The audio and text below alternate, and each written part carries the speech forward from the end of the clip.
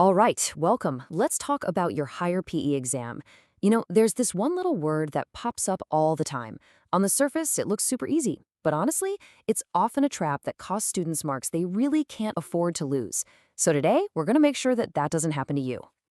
So you're in the exam, you flip the page, and you see the word describe. Your first thought is probably, yes, easy marks. But hang on a second, you've got to be careful here. This is genuinely one of the biggest hidden traps in the entire higher PE paper. It seems so simple, but it's exactly where a ton of students slip up and lose points. So, what's the big mistake everyone's making? Well, it all comes down to the difference between just listing something and actually describing it. A lot of people will just jot down a few facts, like a quick shopping list of points. But that's not what the examiners are looking for at all. A real description, it needs detail. It needs to paint a picture with words. To get this right, we need to get inside the mind of the examiner. And that means understanding the language of the exam itself. So let's dive in and start cracking these command words.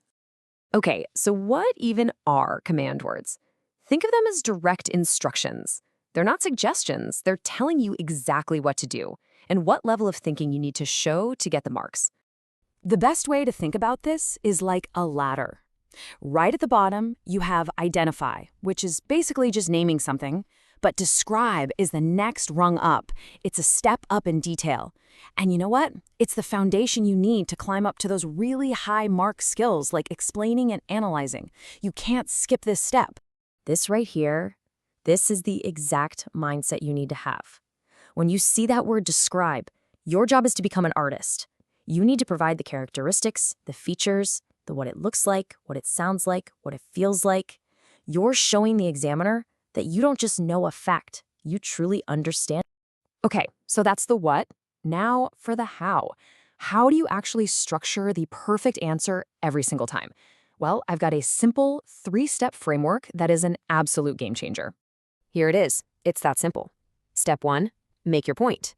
Be clear and direct. Step 2, provide a specific, concrete example from a sport or an activity you know. And step 3, and listen up because this is the part that gets you the top marks, explain the impact on performance.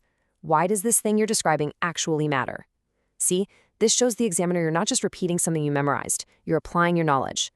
Point, example, impact. Memorize it. It's your formula for a perfect answer. And the brilliant thing about this method is just how versatile it is. It's not just for one part of the course. Nope, it works for every single factor you've studied. Let's just quickly see how this plays out. For a mental factor, don't just say anxiety. Describe the racing heart, the sweaty palms. For an emotional one, describe how frustration starts to build, maybe the clenched fists during a tough match. For social, describe the specific hand signals or calls between teammates. And for physical, break down the exact movements of, say, a basketball free throw, the bend in the knees, the follow-through. See? The framework is totally universal. Right, so now you've got the framework. You know the secret. But just knowing it isn't enough, is it? Now it's time to actually put it into practice. This is absolutely key. You have to turn this theory into a real practical skill. You don't want the first time you try this out for real to be in the actual exam hall. Your prep for nailing these questions starts right now. So where do you go to practice? Simple. You go straight to the source. The SQA website is your new best friend. Seriously, it has everything you need. Specimen papers so you can see the style of questions they're asking these days, past papers for real-world exam practice, and the most important tool of all, the marking instructions. I cannot stress this enough. If you take one thing away from this, let it be this. Use the marking instructions. They are your secret weapon. They literally show you what a perfect answer looks like in the eyes of the person who's going to be marking your paper. Practice a question, then immediately compare what you wrote to the official scheme. It is, without a doubt, the fastest way to start thinking like an examiner and watch your score climb. So let's bring this all together. That describe question, the one that felt a bit like a trap, forget that. From now on, it's your new favorite question. It's your guaranteed source of marks. This is really what it all boils down to.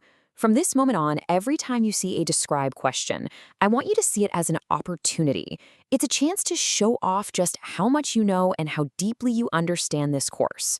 So don't just give the examiner a boring list. Give them a detailed, vivid picture that leaves absolutely no doubt in their mind that you have mastered this material. So what's the first topic you're going to practice describing?